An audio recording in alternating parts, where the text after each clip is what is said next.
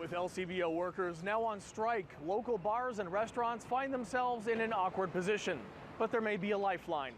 With just a skeleton crew remaining on the job at the LCBO, small establishments were worried they'd only be able to order liquor by the case. A tough decision for small shops with limited cash flow.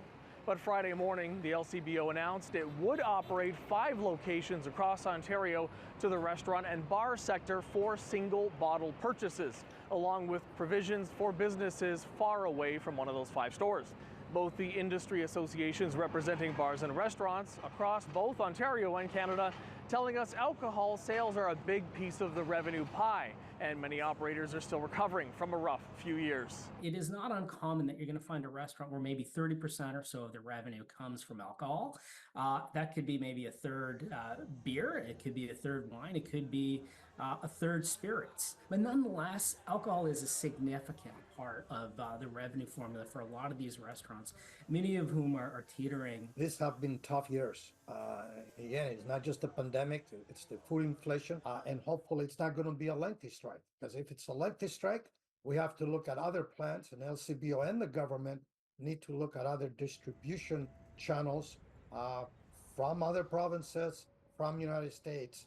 Many of them already are doing it, and that's delivery directly to their doors from the independent breweries out there, independent distilleries, and from the VQA Ontario wine. So we're going to get the beer out as much as we can to grocery, beer stores. Meanwhile, Troy Birch is with Great Lakes Brewing. They operate a production facility in Etobicoke and a brew pub and retail space here at Queens Quay and Lower Jarvis. He describes sales to the LCBO as huge, noting they're his largest purchaser by far. He says the company is now working on ramping up alternatives. Making sure all grocery stores are fully stocked, making sure we get more listings in the beer store, extending our home delivery boundaries potentially. We also have a lot of bar and restaurant partners right across this province who are legally allowed to sell beer to go now. So that's another option. He adds if liquor becomes scarce at the local bar, the company is working on being ready to service a boost in demand for other beverages like wine and beer. We're going to start pushing some of our product, a little bit more of it into kegs, just to make sure that we can fulfill demand of what we anticipate a bigger summer for bar and restaurant sales.